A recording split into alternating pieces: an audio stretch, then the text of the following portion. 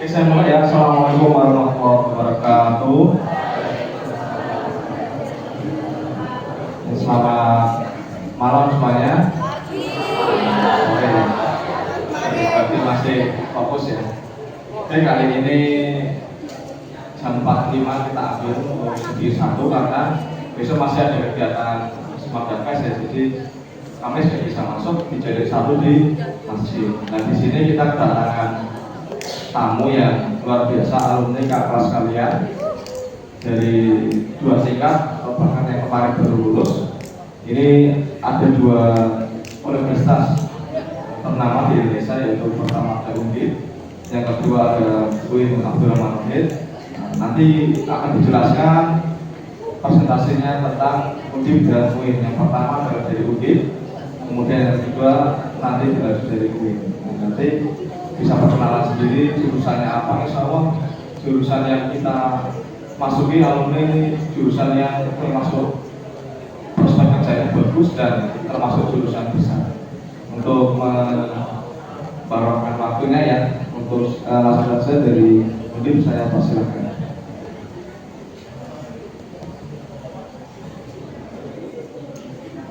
Selamat pagi semuanya.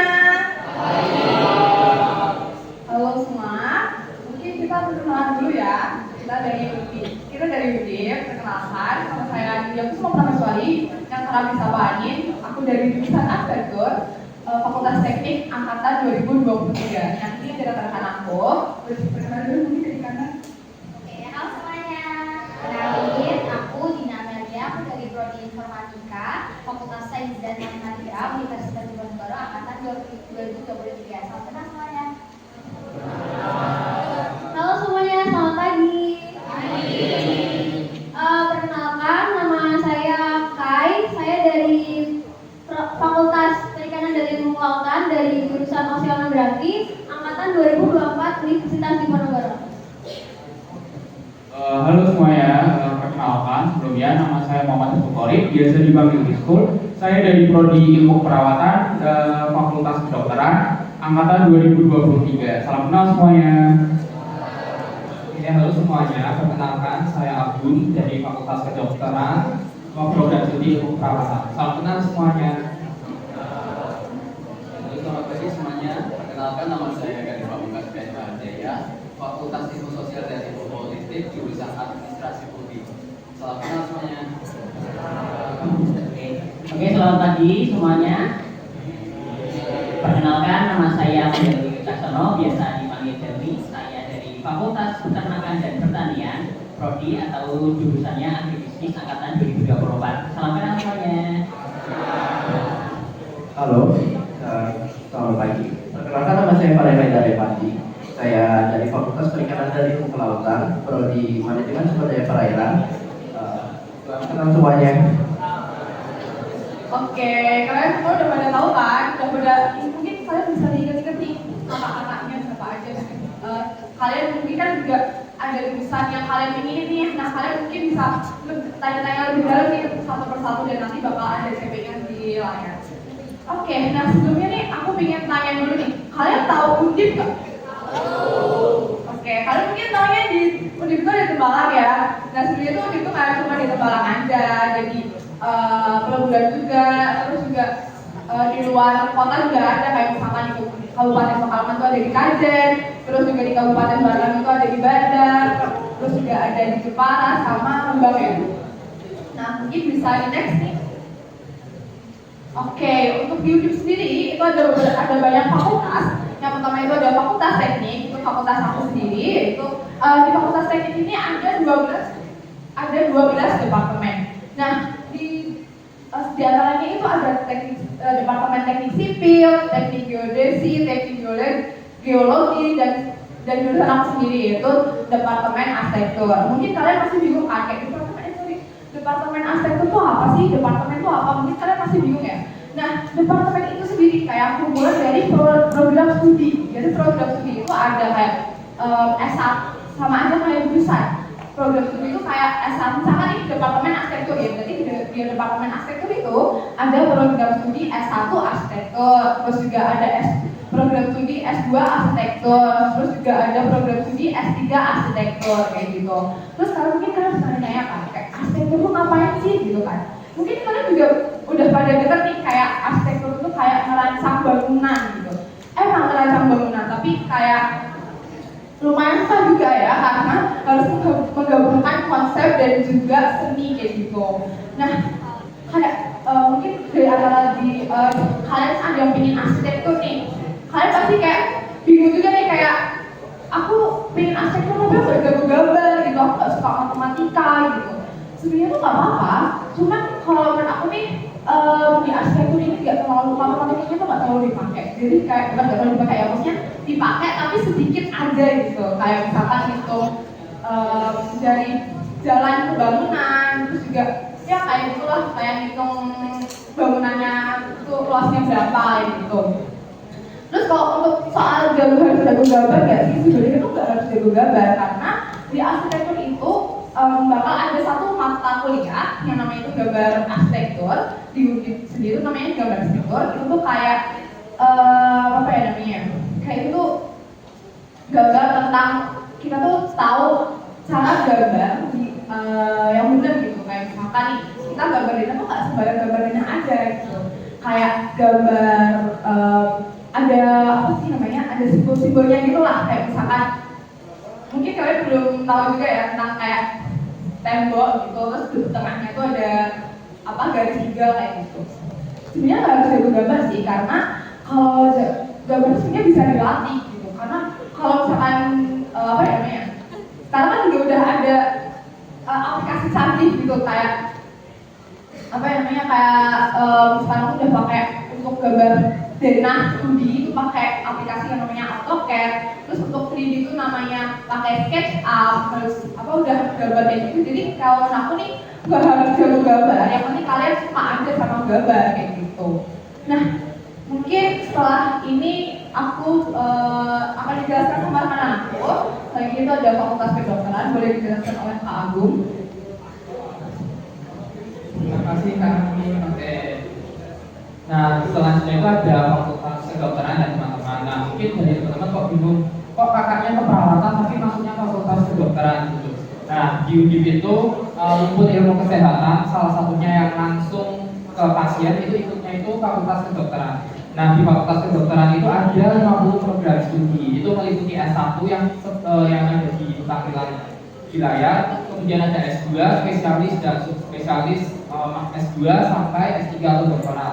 Nah, di S1 Fakultas Kedokteran UNIF itu ada 5 program studi. Yang pertama adalah kedokteran umum, keperawatan, kedokteran gizi, dan farmasi. Untuk kedokteran umum sendiri itu akreditasinya sudah unggul itu artinya di atas A. Kemudian keperawatan juga akreditasinya sudah unggul, kedokteran gigi B, farmasi B, dan gizi akreditasinya sudah A. Nah, kenapa yang farmasi dan kedokteran gigi masih B? Karena itu adalah program studi baru yang baru berdiri tahun 2016, jadi masih dalam proses. Kemudian untuk saya akan menjelaskan program studi saya untuk keperawatan sendiri itu, jadi kita itu 4 tahun, berarti 4 tahun. 4 tahun itu untuk S1 dan 1 tahunnya itu untuk profesi. Nah, di S1 sendiri itu ada beberapa macam mata kuliah yang hampir sama dengan kedokteran umum. Jadi di semester 1 itu kita akan memperoleh mata kuliah yang diampu dari pihak Fakultas Kedokteran. Jadi di semester 1 itu akan dapat mata kuliah seperti ilmu biomedis dasar, anatomi, fisiologi, farmasi, farmakologi, dan gizi atau biologi. Kemudian untuk Fakultas Kedokteran sendiri itu tiap departemennya ini sudah menjadi satu lokasi, jadi tidak misah-misah seperti departemen fakultas yang lain. Kemudian tiap departemen itu memiliki gedung sendiri, teman-teman. Jadi untuk departemen kedokteran umum itu berada di gedung A, B, dan C. Kemudian departemen ilmu keperawatan itu ada di gedung G, departemen gizi ada di gedung G, dan departemen kedokteran gigi serta farmasi itu berada di gedung H. Kemudian untuk departemen gizi itu ada di gedung G. Nah, untuk Fakultas Kedokteran itu sebetulnya ada 3 kampus. Nah, pertama itu kampus di Undip sendiri, kampus pusat. Kemudian yang kedua di kampus RSUP Dr. Karyadi. Namun untuk kampus yang di Karyadi itu sudah tidak digunakan atau jarang sekali kita ke situ. Nah, yang kedua itu ada yang di Jepara. Jadi keperawatan itu ada kelas paralel yang berada di kampus Jepara. Itu. Kemudian mungkin dari Kak Isku ada yang ditambahkan?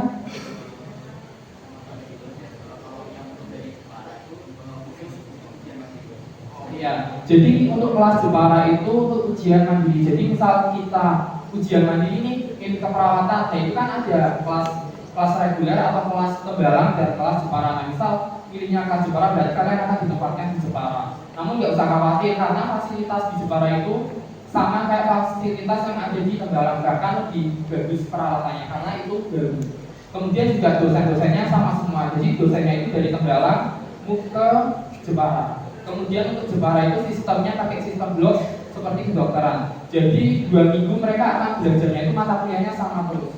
Misal minggu 1 dan minggu 2 mereka akan belajar anatomi. Jadi mereka menyelesaikan anatomi, kemudian di akhir mereka langsung ujian. Tapi untuk kelas yang tembalang itu menyesuaikan seperti prodi-prodi yang ada. Nah, untuk mungkin teman-teman menanyakan untuk rata-ratanya berapa gitu ya untuk keperawatan sendiri, saya dulu rata-ratanya 92 untuk seluruhnya, kemudian biologinya 90. Namun teman saya pernah menanyakan ke beberapa teman saya itu ada yang rata-ratanya 88, itu juga terima. Jadi teman-teman nggak usah takut kalau misal pengen daftar ya daftar aja asal percaya di. Nah, di itu juga nggak kayak universitas yang lain ya teman-teman. Kalau univ lain kan kayak mereka memprioritaskan misal sekolahnya harus lebih besar, kemudian peringkatnya itu harus eligible 1 sampai eligible 5 itu yang diutamakan. Kalau di situ nggak ada ketentuan seperti itu. Jadi kita nggak tahu ketentuannya kayak apa karena kita dari angkatan 2023 pun kebanyakan program studi baru dan kita sama sekali tidak memasukkan sertifikat prestasi apapun. Ya, mungkin dari saya cukup bisa dijelaskan oleh rekan saya.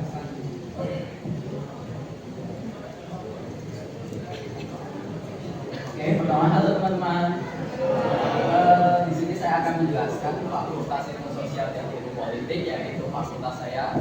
Yang pertama adalah jurusan saya sendiri, yaitu administrasi publik. Di mana jurusan ini kalian itu untuk orang-orang yang sangat membenci sains dan matematika, saya bisa masuk sini ya. Kemudian untuk matkul-matkulnya ya sama seperti sosum pada umumnya, ada ilmu pengantar administrasi publik, ada PPKN, tapi itu tidak ya jadi kewarganegaraan dan untuk administrasi publik sendiri prospek kerjanya kalian bisa menjadi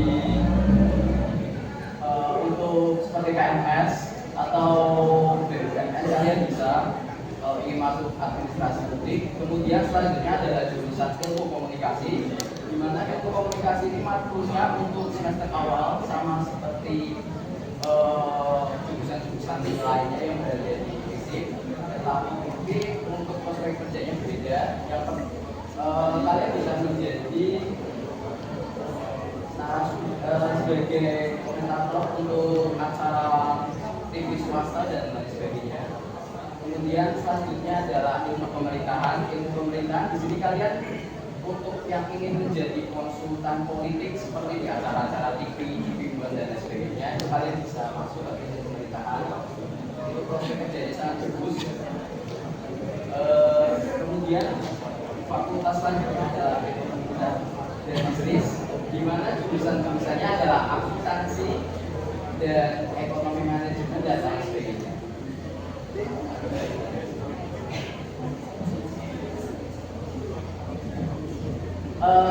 Fakultas selanjutnya adalah psikologi. Di fakultas ini jurusannya cuma satu ya teman-teman, yaitu psikologi. Kemudian selanjutnya adalah fakultas hukum. Untuk fakultas hukum ini tetanggaan sama fakultas saya ya, fakultas fisik cuma sebelah. Untuk jurusannya untuk semester awal kalian hanya mengambil ilmu hukum doang. Tapi untuk semester selanjutnya kalian bisa mengikuti program lain. Untuk fakultas selanjutnya peternakan.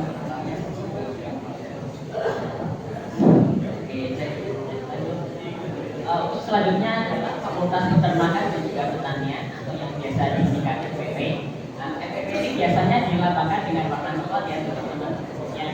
warna coklat sendiri itu melambangkan kotoran hewan dan juga tanah ya, karena fakultas pertanian dan juga peternakan ini itu biasanya berurusan dengan lingkungan dan juga hewan.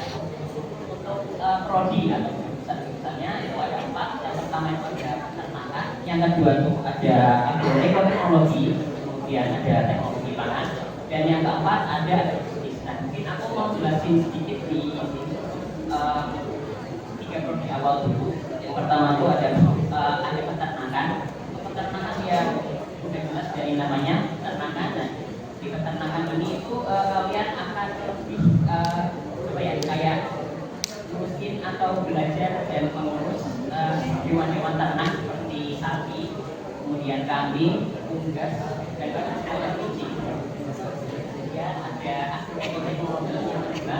Nah, agroteknologi ini itu kebalikan dari peternakan. Kalau peternakan itu lebih ke hewan, kalau agroteknologi itu lebih ke pertanian atau lebih ke perusahaan. Seperti ini tuh nggak cuma belajar dengan metode yang konvensional, tapi juga mengandalkan teknologi yang mutakhir dan juga yang terbaru. Kemudian yang ketiga ada teknologi pangan. Teknologi pangan itu lebih gabungan ya antara agroteknologi dan juga peternakan, karena di teknologi pangan ini itu kalian akan belajar tentang cara mengolah produk peternakan dan juga agroteknologi menjadi sebuah produk yang memiliki nilai gizi yang tinggi. Nah, untuk yang terakhir adalah fakultasku adalah yaitu agribisnis. Agribisnis ini terdiri atas 2 kata, yaitu agri dan juga bisnis. Agri itu kan seperti yang sudah saya bilang, agri itu adalah tumbuhan, dan yang kedua bisnis atau usaha. Jadi agribisnis ini lebih ke gabungan dari sama saintek, IPA sama IPS. Nah, untuk aku sendiri itu pengalaman selama semester 1 agribisnis itu lebih belajar ke mungkin kayak dapat makul awal gitu. Jadi kayak dapat makul kayak kimia, biologi, kemudian ekonomi dasar, kurang lebih seperti itu. Nah, untuk prospek kerja dari agribisnis sendiri ini itu selain kalian bisa jadi yang pertama itu udah pasti analis agribisnis, kemudian jadi pengusaha, dan yang paling banyak ini mungkin yang ketiga yaitu adalah pegawai bank. Nah, kalian nanti di agribisnis akan mempelajari gabungan antara sosum dan juga saintek. Untuk selanjutnya adalah Fakultas Perikanan dan Ilmu Kelautan yang akan dijelaskan oleh rekan saya.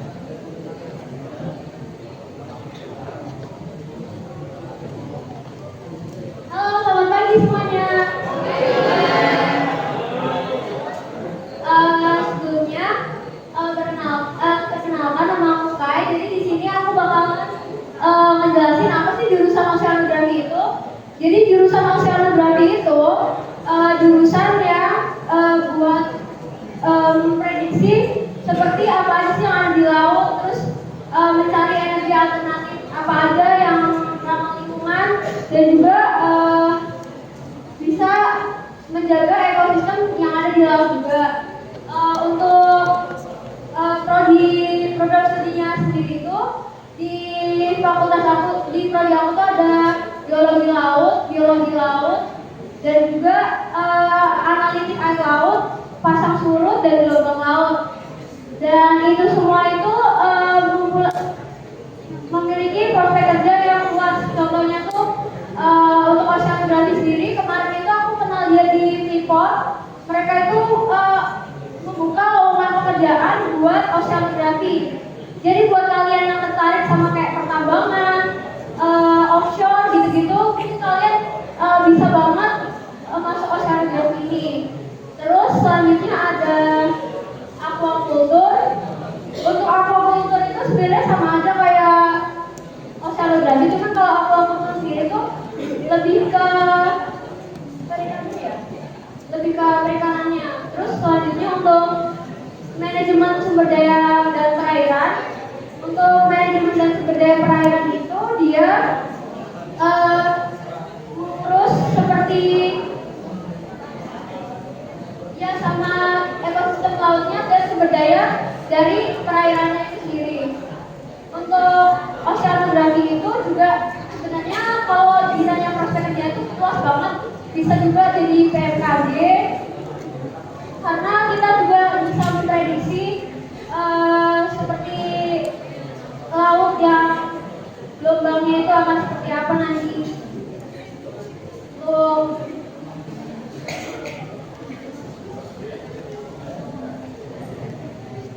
Oke, untuk selanjutnya bisa dijelaskan.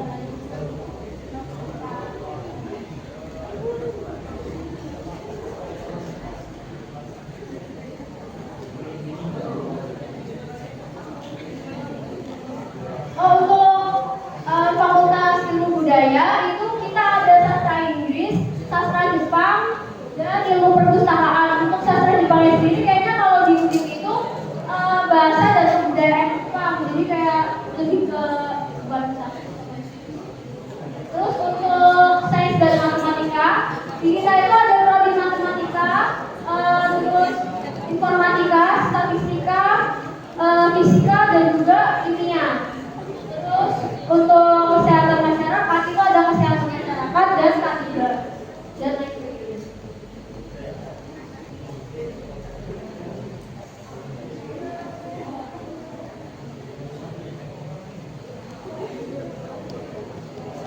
Oke, makasih kesempatannya Kai. Jadi aku mau nambahin aja buat informatika sendiri yaitu prodi aku. Di sini ada yang minat masuk ke informatika nggak? Ada nggak? Mungkin boleh raise ya teman-teman. Oke, jadi pasti yang kalian tahu secara informatika itu pasti kayak, ini nanti jadi apa sih? Nanti jadi hacker nggak kak? Nanti jadi ini nggak kak? Gitu, bener nggak? Oke, jadi sebenarnya di informatika itu bukan diajarkan untuk menjadi hacker ya teman-teman. Jadi di sini tuh kita belajar mengenai bagaimana cara kita memprogram dari bahasa manusia menjadi bahasa komputer. Yang mana tentunya bahasa manusia dan bahasa komputer itu sangat berbeda.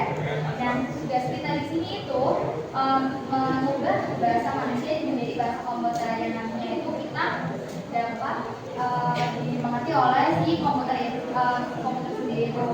Oke, untuk informatika sendiri kenapa nggak masuk ke teknik di UNIF ini? Karena di UNIF sendiri itu menginginkan jurusan dari informatika ini menjadi sains yang berprestasi ya teman-teman.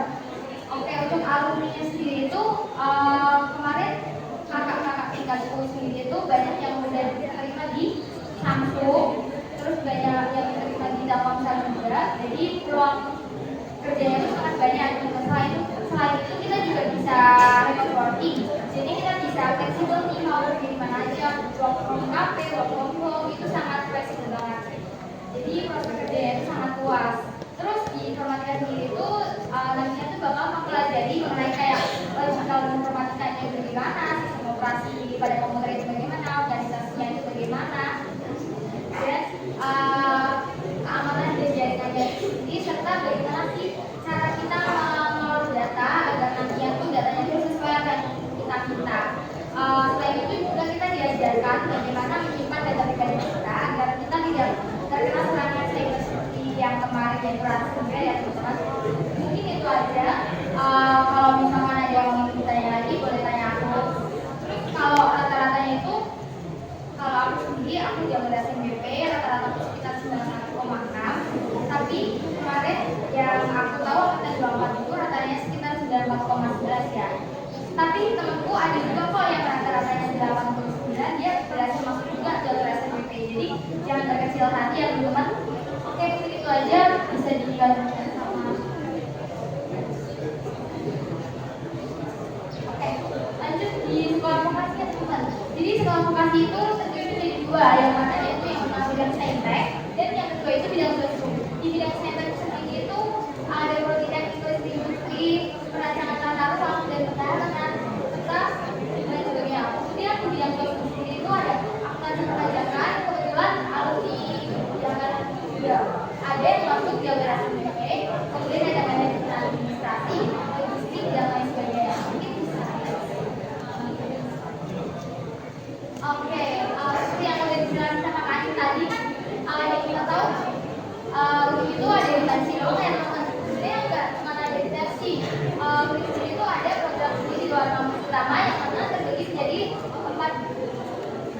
tempat, yaitu yang pertama ada PSDK Rendang, PSDK Kabupaten Pekalongan yang ada di Kajen, kemudian ada PSDK Kabupaten Batang yang ada di Banjar, dan terakhir yaitu Kampus Utara. Nah, selanjutnya di dalam masa akan dijelaskan sekolah. Oke, baik, terima kasih atas kesempatannya. Oke, untuk jalur masuk di Universitas Diponegoro sendiri itu ada 3 ya. Yang pertama itu SNBP, itu dengan kuotanya 20%. Untuk tahun 2024 itu pendaftarannya itu sekitar 34.658. Dan yang untuk jumlah diterimanya itu 3.055. Kalau yang untuk SNBT kuotanya itu tahun 2024 nya itu 30%, untuk pendaftarannya itu 35.734 dan yang untuk diterimanya itu 4.429. Selanjutnya paling kuota terbaik yang di pendaftaran di UNIF itu 50% itu mandiri. Itu ada mandiri juga terbagi beberapa 3, ada SBB reguler, IUP, kemitraan udah dihapus ya? Oke, kemitraan untuk tahun kemarin udah dihapus, jadi kemitraan udah nggak ada. Jadi untuk 3. Dan perbedaannya SBB reguler dan IUP itu, kalau SBB itu sama kayak SNBP, tetapi SBB itu memakai nilai rapor dan juga harus mencantumkan sertifikat. Nah, kalau yang reguler itu seperti biasa, ujian tes biasa, terus juga ada wawasan kebangsaannya juga. Kalau untuk IOP itu ujian mandiri, tapi yang khusus kelas internasional seperti itu. Mungkin kalau ada yang ingin ditanyakan ini mungkin di akhir ya, mungkin bisa di next. Baik, selanjutnya akan dijelaskan oleh rekan saya.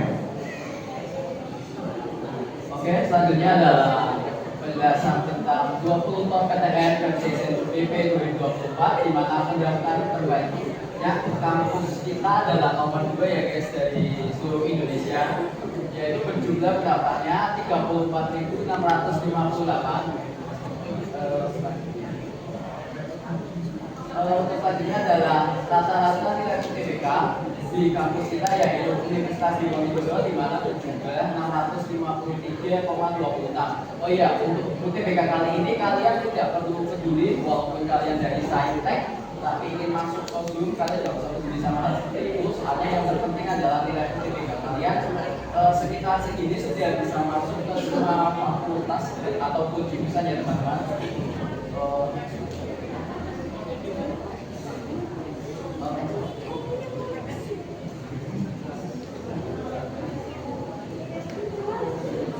Baik, seperti itu fasilitas. Yang pertama itu RSGM. Jadi RSGM ini dari rumah sakit sama rumah sakit, tapi lebih ke gigi dan perut, yaitu untuk seperti kedokteran gigi seperti itu. Selanjutnya ada Dibiol, ini plus kampus yang sudah dipersediakan oleh Universitas Diponegoro itu sendiri yang bisa digunakan mahasiswa. Selanjutnya yaitu LSN Diponegoro. LSN Diponegoro ini yaitu rumah sakit umum yang dimiliki oleh Universitas Diponegoro ini sendiri. Selanjutnya yaitu Stadion Undip. Jadi Stadion Undip ini digunakan sebagai event-event penting seperti kayak konser atau apa seperti itu, dan juga bisa digunakan sebagai kegiatan olahraga.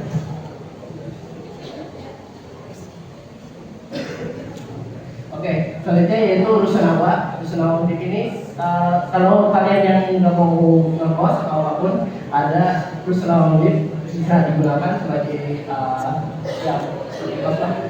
Selanjutnya yaitu jogging track. Jogging track ini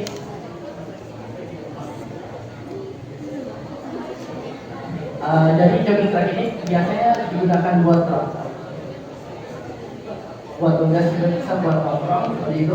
Terus SPB Undip, konvensi yang dimiliki Undip. Jadi Putra ini program dari Undip yang maaf dimaksud kalau untuk Putra Undip ini sistem dari Undip makanan gratis. Makanan gratis ini dari hari Senin sampai hari Kamis. dan itu sistemnya buat. Jadi kalian cepat-cepatan, siapa yang cepat dia dapat, entah dapat makanan putra kulit. Dan ini juga dapat susu juga. Oke, baik, selanjutnya ada perpustakaan. Jadi kalian yang mau sering baca-baca atau suka membaca bisa ke langsung ke perpustakaan ini, dan itu juga tempatnya nyaman banget. Lanjut ini ada gedung baru Mula Didok. Mungkin kalian pernah lihat di TikTok ada sliweran gitu. Mula Didok ini biasanya digunakan untuk acara kampus juga, kayak wisuda dan lain sebagainya. Mungkin ada Taman Nusa Udip. Untuk Taman Nusa Udip itu sebagai untuk masyarakat di sana yang bagi mau melihat Nusa Udip juga, tapi sekarang sudah dipindahkan ke waduk. Nah, saya jelasin pas bagian waduknya. Dan selanjutnya ada Pasca. Dan selanjutnya ada klinik Dipo. Jadi kalian kalau pas masuk di Universitas Diponegoro, Paskesnya ntar bakal dipindah ke klinik Dipo 1. Ntar kalian kalau misal amit-amitnya sakit, ntar bisa gratis. Selanjutnya ada wifi udip, sepeda per fakultas itu bisa digunakan secara gratis. Selanjutnya ada cafe di Hub, itu milik udip sendiri. Bisa di next.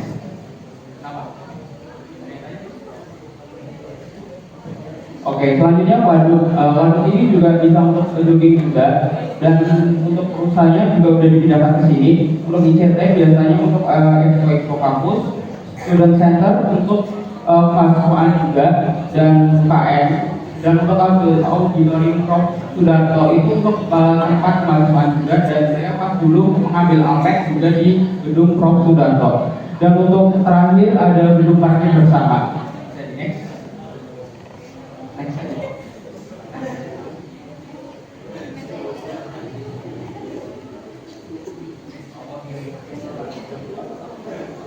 Izin masuk lagi ya teman-teman.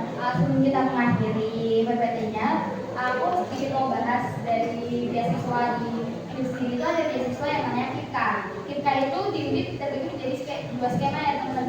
Jadi ada skema 1 dan skema 2. Yang mana skema 1 itu kalian nanti bakal dapat gratis biaya UKT dan dapat biaya hidup itu per semester itu sekitar 5,7 juta, 5,700. Itu buat skema yang 2 itu kalian hanya dapat gratis UKT, tetapi biaya hidupnya kalian tanggung sendiri dari orang tua kalian masing-masing. Terus kuota sendiri dari KIPKA UNIP itu kemarin sebanyak 1.346 kurang lebih segitu.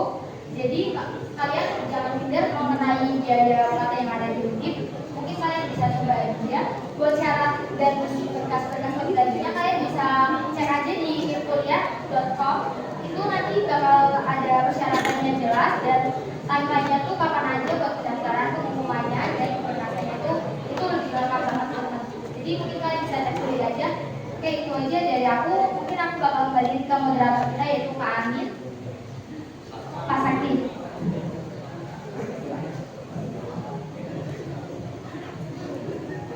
Ganti nama saya ya. Oke, beri aplaus untuk Undip.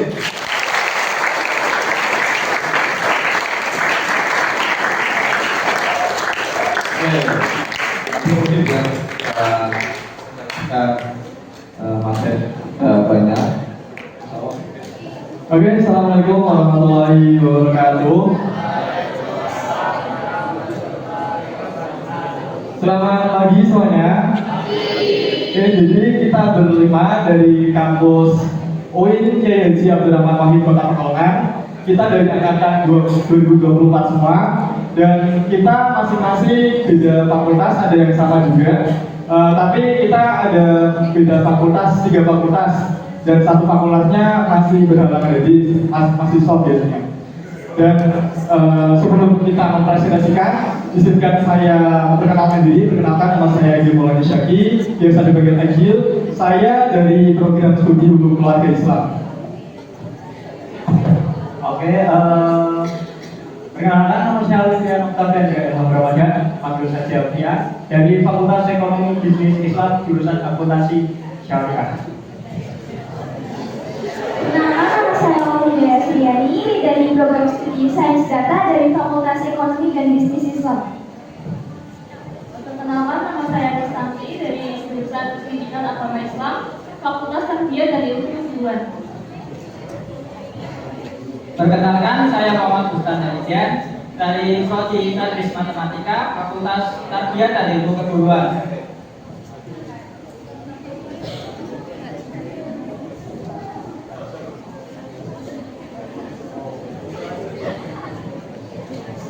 Jadi next, oke. Jadi saya akan menjelaskan biografi sedikit mengenai kampus UIN Gus Dur ini juga. Yang pertama, satu-satunya perguruan tinggi PTKIN di wilayah eksklusi dengan Pekalongan yang meliputi Kota Pekalongan, Kabupaten Pekalongan dan lain sebagainya, yang bisa menjadikan kalian second choice jika kalian tidak bisa mungkin tidak bisa keterima. Nah, ini bisa menjadikan kalian juga dibandingkan dengan kampus-kampus kalau di Kota Pekalongan yang lainnya. Nah, kampus UIN Gus Dur ini terletak di dua bagian. Yang pertama itu kampus 1 yang terletak di sini sebelah Semada, itu Jalan Kusuma Bangsa nomor 9 Kota Pekalongan, dan kampus 2 itu ada di Kajen, itu Jalan Pahlawan kilometer 5 Kajen Kota Pekalongan. Terus di UIN Gus Dur ini terdapat 4 fakultas. Yang pertama Fakultas Syariah, fakultas saya sendiri, kemudian Fakultas Ekonomi Bisnis Islam, terus Fakultas Tarbiyah dan Fakultas Usul Din Adab dan Dakwah. Itu ada 4 fakultas. Nah, saya akan menjelaskan fakultas saya sendiri. Fakultas pertama atau fakultas tertua di UIN Gus Dur Pekalongan itu ada Fakultas Syariah. Itu ada 3 program studi. Dan insya Allah tahun ini mungkin ada program studi baru yang namanya hukum bisnis. Nah, di program studi Fakultas Syariah terdapat yang pertama hukum keluarga Islam. Itu prodi saya sendiri. Alhamdulillah akreditasi tahun 2024 menjadi unggul. Kemudian yang kedua ada hukum ekonomi syariah, baik. Hukum tata negara itu baik sekali. Nah, akreditasi ini juga mempengaruhi nanti ketika kalian lulus nanti.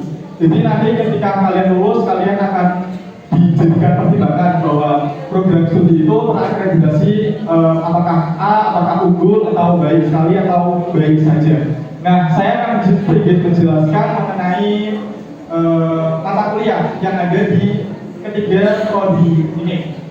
Nah, hukum keluarga Islam ini sebenarnya ketiga hukum ini terdapat mata kuliah yang sama, itu yang namanya fikih, ilmu fikih. Itu terdapat ketiga-tiganya. Cuma bedanya di hukum keluarga Islam itu biasanya program studinya terkait dengan hukum perkawinan, hukum apalagi ya, hukum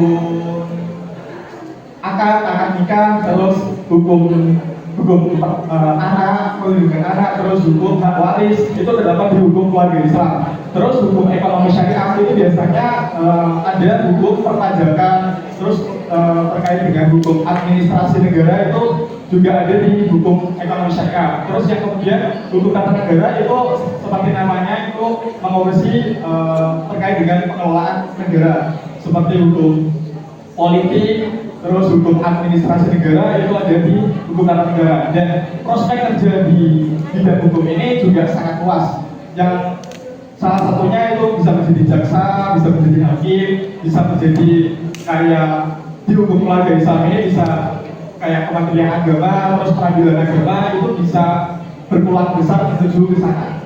Terus kemudian bisa di next kan ada Fakultas Tarbiyah yang dijelaskan oleh. Baik, saya akan menjelaskan tentang fakultas saya sendiri, yaitu Fakultas Tarbiyah dan Ilmu Keguruan. Fakultas Tarbiyah dan Ilmu Keguruan itu merupakan fakultas yang menyelenggarakan pendidikan akademik dan profesional untuk mencetak guru Islam.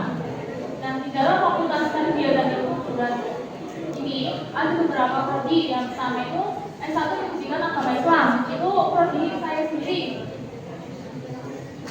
Jadi mungkin dari kalian yang cita guru dan ingin masuk ke kampus UIN, itu kalian bisa masuk ke Fakultas Tarbiyah dan Ilmu Keguruan.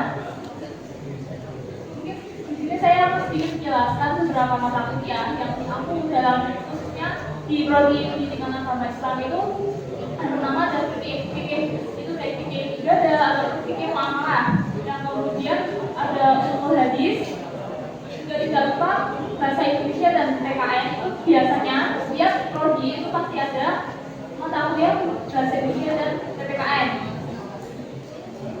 Selanjutnya itu ada S1 pendidikan bahasa Arab yang terakhir bahasa Unggul. Kemudian ada S1 pendidikan guru madrasah ibtidaiyah.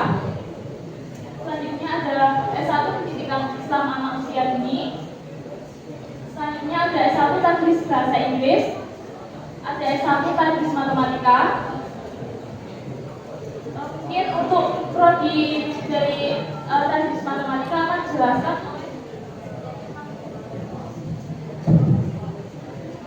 Saya akan menjelaskan program studi saya, yaitu S1 Tadris Matematika.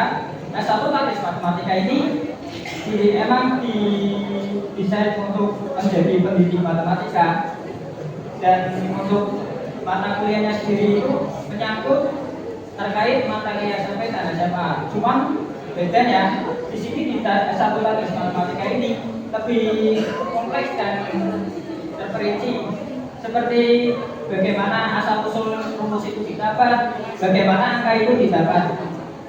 Dan memang S1 Tadris Matematika ini rata-rata lulusannya menjadi seorang guru. Tetapi jika kalian tidak ingin menjadi seorang guru, ada prospek kerja lainnya seperti entrepreneur. Iya, entrepreneur itu seperti membuka Google atau Google Online itu, atau menjadi asisten peneliti. Asisten peneliti bisa bekerja di universitas ataupun perusahaan swasta. Dan di S1 Tadris Matematika fasilitasnya sudah, S1 Tadris Matematika itu sudah mempunyai fasilitas yaitu berupa lab matematika, dan sayangnya akreditasinya masih baik sekali. Mungkin beberapa tahun ke depan akan unggul, insya Allah. Selanjutnya saya tadris matematika.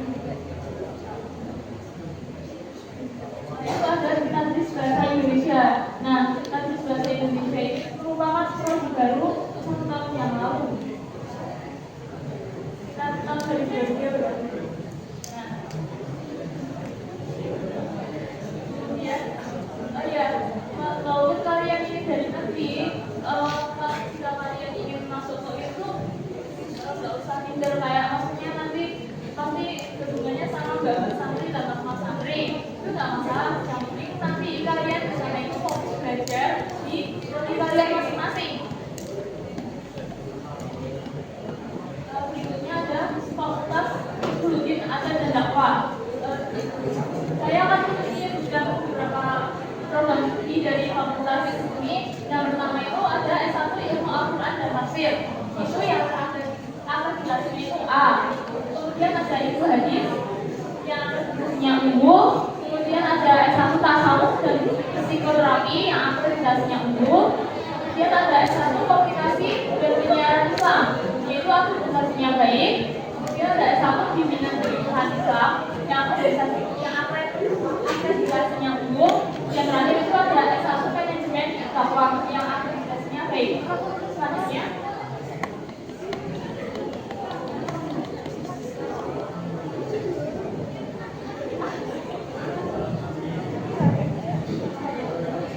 Oke, izin masuk. Dari Fakultas Ekonomi dan Bisnis Islam. Untuk program studinya ini udah ketambahan 3 program studi yang baru. Yang namanya itu ada S1 Ekonomi Syariah, S1 Akuntansi Syariah, S1 Perbankan Syariah, S1 Sains Data, Bisnis Digital, dan Informatika. Nah, sebenarnya program studi tertua di Fakultas Ekonomi dan Bisnis Islam itu ada di urutan pertama, yaitu Ekonomi Syariah.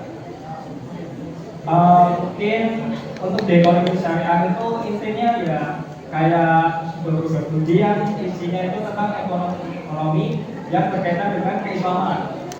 Dan juga untuk perbankan syariah itu sendiri hampir sama, kayak misalkan kita belajar tentang kalau di Islam itu ada riba. Ya, riba itu gimana nanti hukumnya itu dipelajari di perbankan syariah juga. Nah, untuk akuntansi syariah ini prodi saya sendiri sedikit menceritakan ya. Jadi akuntansi syariah ini tuh sebenarnya di dalamnya itu hampir mirip kayak akuntansi publik pada umumnya. Yang menjadi pembedanya ini ada beberapa kayak peraturan-peraturan atau hukum yang harus menganut hukum syariah atau hukum Islam. Dan untuk akuntansi syariah ini, untuk informasi saja sebenarnya setelah kalian menyelesaikan studi bisa sampai mau ke skripsi, sebenarnya kalian belum bisa lulus karena di akuntansi syariah itu sendiri itu diwajibkan minimal memiliki 2 sertifikat keahlian. Tenang saja, sertifikat keahlian itu sudah dikasih fasilitas oleh UIN Gus Dur itu sendiri. Dan fungsinya itu apa sih kok wajib memiliki 2? Fungsinya tentu saja akuntansi ini kan merupakan atau lulusannya itu kan memiliki persaingan sangat banyak. Nah, ini bisa menjadi salah satu poin plus tersendiri jika kalian memiliki suatu keahlian di bidang akuntansi. Keahliannya itu apa saja? Sebenarnya ada banyak, tapi di UIN Gus Dur itu misalkan saja ada CA atau Chartered Accountant, itu kayak sertifikat akuntansi yang dikeluarkan oleh Indonesia, yang dikeluarkan oleh Ikatan Akuntansi Indonesia. Kemudian ada CPA, CEA, kemudian ada CISA dan juga CPNA. Itu merupakan beberapa kayak sertifikat keahlian yang nantinya kalau kalian ingin masuk ke prodi seperti saya itu wajib dijalankan atau diselesaikan.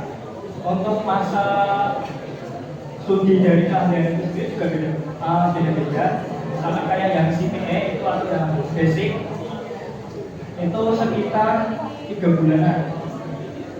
Itu nanti di sana kalian itu kayak belajar, kemudian nanti untuk lulus itu ada tesnya sendiri. Kemudian untuk 3 prodi baru mungkin dijelaskan pelajaran kayak. Halo semuanya. Dari di sini saya akan menjelaskan 3 prodi baru yang ada di UIN yaitu beberapa kali Pekalongan. Yang pertama ada S1 Sains Data, itu program studi saya sendiri. Pasti teman-teman masih pada asik ya sama Sains Data. Jadi Sains Data itu di mana pembelajaran yang kita mengumpulkan data-data untuk kepentingan perusahaan. Mata kuliahnya sendiri ada statistika dan probabilitas, kemudian ada algebra linear, ada kalkulus, dan kita ada pemrograman algoritma yang menggunakan bahasa pemrograman Python. Untuk profil lulusan sendiri, kalian bisa menjadi seorang data scientist, data analis, dan masih banyak lagi. Kemudian untuk S1 bisnis digital itu yang paling banyak peminatnya dari 3 prodi baru ini. Untuk bisnis digital itu lebih ke e-commerce dan entrepreneurship. Kemudian ada informatika, itu untuk di UIN itu informatika menggunakan bahasa pemrograman Java dan C++. Ya Kak. Nah, buat teman-teman yang mau masuk UIN itu jangan risau. UKT-nya termasuk murah, mulai dari Rp400.000 sampai yang paling mahal itu Rp5.500.000. Kemudian untuk yang mendapatkan KIP, UKT-nya disamaratakan menjadi Rp2.400.000. Nah, jalur penerimaan mahasiswa baru yang ada di UIN Gus Dur ini, yang pertama ada SPAT-Pendikin, itu berdasarkan nilai rapor dan prestasi akademik. Yang kedua ada UMPPIN atau ujian secara mandiri. Kemudian ada jalur mandiri melalui ujian dan wawancara. Lalu ada jalur minat bakat berdasarkan prestasi dan bidang olahraga, seni atau karya ilmiah. Kemudian ada juga kader pesantren dan portofolio. Buat 3 prodi baru itu masuknya menggunakan jalur SNBP dan SNBT.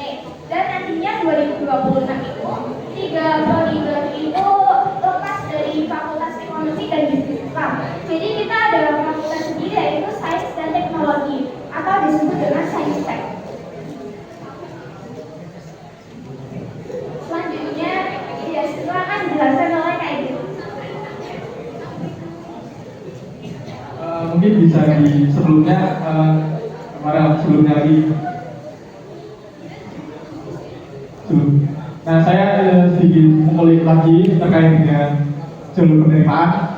Jadi jalur penerimaan ini di UIN sendiri ada banyak. Cuman lebih banyak ke antara dua ini, antara SPAN PTKN dan UAN PTKN. Nah, saya sarankan ketika kalian ingin benar-benar mau masuk UIN, itu saya sarankan masuk langsung ke SPAN PTKN atau SNBP. Nah, kenapa saya sarankan? Karena saya menurut pengalaman saya sendiri, saya masuk ke jalur UMPTKN, itu jalur di mana jalur itu tesnya itu setelah SNBT. Ketika kalian lulus dari UMPTKN, kalian akan ditempatkan di kelas C, FB, CD. Di mana kelas itu terdapat berbagai macam varian manusia yang sangat-sangat bisa egois gitu, bisa menggait emosi kalian. Nah, sebenarnya UMPTKN itu jalur mandiri, cuma berbasisnya tes gitu. Ketika kalian lulus di jalur SPAN PTKN itu kalian akan langsung ditempatkan di kelas A, di mana kelas A itu isinya ya seangkatan kalian, angkatan 2024 gitu. Nanti UIN ini sendiri ketika input KS, input matkul itu kita hanya bisa mengambil kelas paralel. Jadi kalau kalian kelas A, ya udah A terus, gak boleh pindah-pindah kelas A, kelas B, terus semester berikutnya kelas C. Itu gak boleh. Boleh cuma beberapa mata kuliah saja. Nah, itu sedikit for your information aja untuk kalian. Langsung lanjut next ke beasiswa. Nah, beasiswa yang ada di UIN sendiri itu lumayan beragam. Itu yang pertama, semester pertama itu kebanyakan ada di beasiswa KIPK. KIPK itu beasiswa langsung bantuan dari Kementerian Agama. Berbeda dengan KIPK yang ada di PTN. Kalau PTN itu di bawah naungan Kemendikbud. Kalau PTKN itu langsung di bawah Kementerian Agama.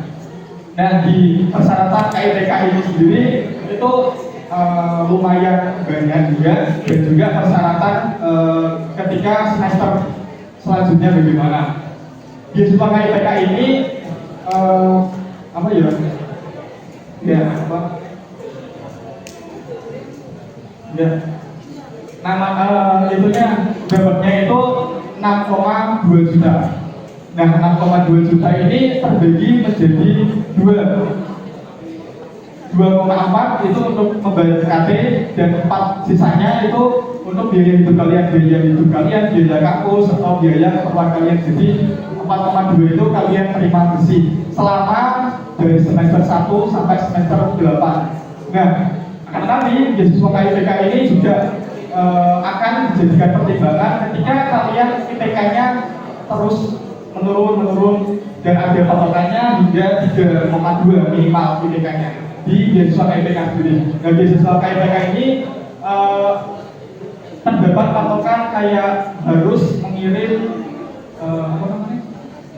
jurnal, karya tulis ilmiah berbasis jurnal, artikel, dan ini agak lumayan rumit, cuman bisa memerlukan masa depan kalian. Nah, dari beasiswa KIPK ini bisa kayak menjadi target kalian semester depan itu harus meningkatkan IPK-nya itu ya nggak boleh di bawah 3,2, terus harus mengupload karya tulis ilmiah, berbasis jurnal, artikel. Nah, ini bisa menjadikan pressure dari kalian buat kayak mau meningkatkan akademik kalian. Terus ada juga selain KIPK ada peningkatan prestasi akademik, itu biasanya terdapat 1 tahun 1 kali untuk pembukaannya. Terus ada beasiswa Basnas, Takbir Al-Quran, beasiswa scholarship, Bank Indonesia, PLN, dan lain sebagainya.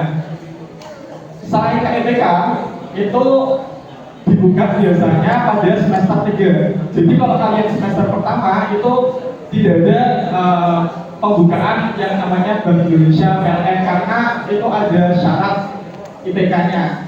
Minimal 3 semester itu harus 3,5.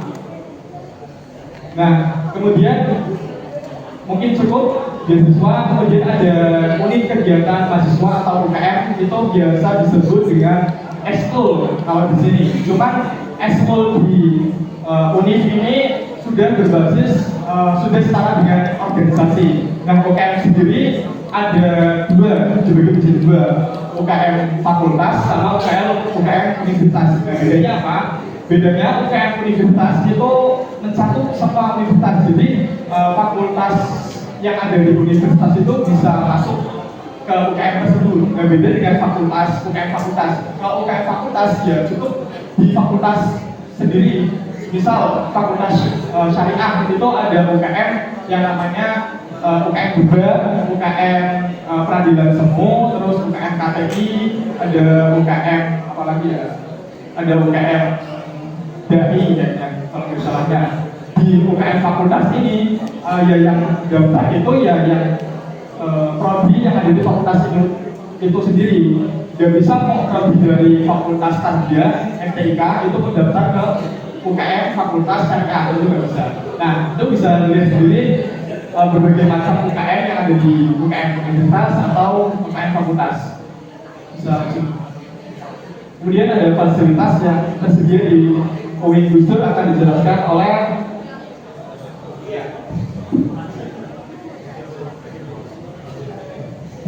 baik. Untuk fasilitas yang tersedia basic ya, kayak ruang kuliah multimedia, gedung perkuliahan interaktif dan sebagainya.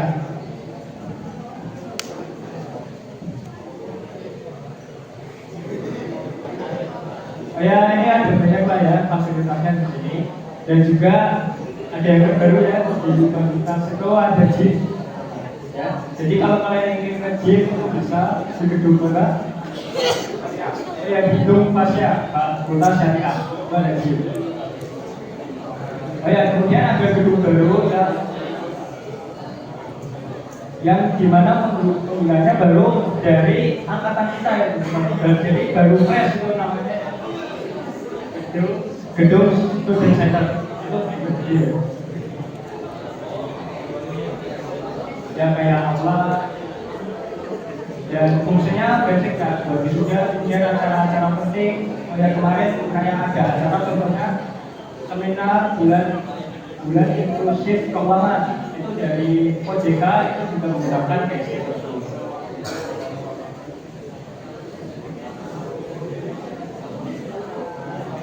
Ya ini buat pengetahuan aja, kalau misalkan kalian setelah lulus S1 tidak dapat kerja bingung sama S2 gitu ya, bisa di kayak S2 pendidikan agama Islam, pendidikan keluarga dan India, pendidikan bahasa Arab, keluarga Islam, budaya, ekonomi syariah.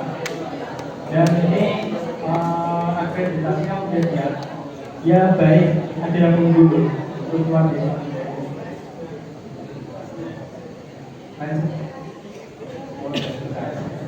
Mungkin saya sedikit tambahan terkait dengan program studi di fakultas di Universitas Gus Dur ini sendiri. Jadi terkait program studi itu paling yang lulusnya paling lama ada di program studi yang ada di Fakultas Syariah, yaitu program studi hukum. Itu lulusnya minimal 4 tahun. Jadi di sarjana hukum itu sendiri kenapa bisa paling lama 4 tahun?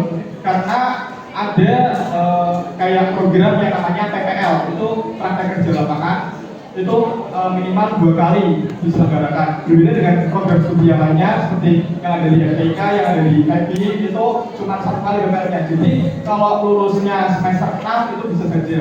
Tapi kalau di hukum itu minimal lulusnya semester 8. Bahkan ada sampai yang semester 12 itu belum lulus sampai sekarang. Jadi cukup lumayan sulit juga tentang hukum. Akan tetapi prospek yang ada di hukum itu sangat unggul yang ada di UIN Gus Dur. Karena apa?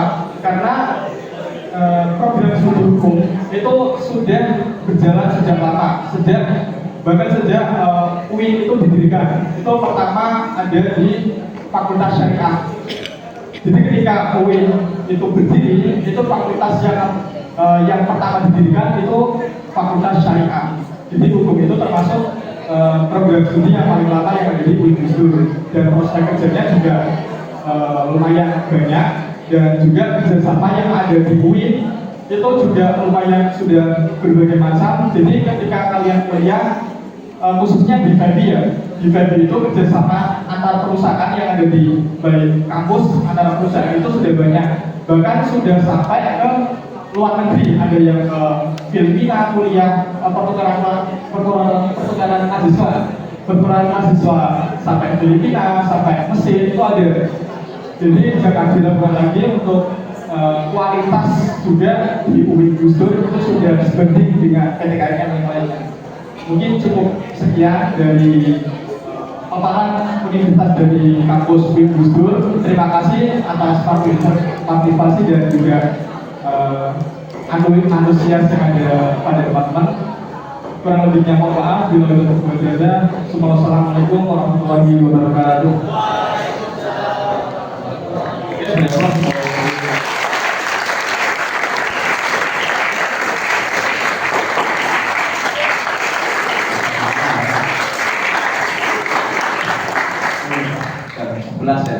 Oke, karena waktu sudah mepet tangan saya ya, jadi kita sudah saja. Sekali lagi berhubung untuk kedua kampus yang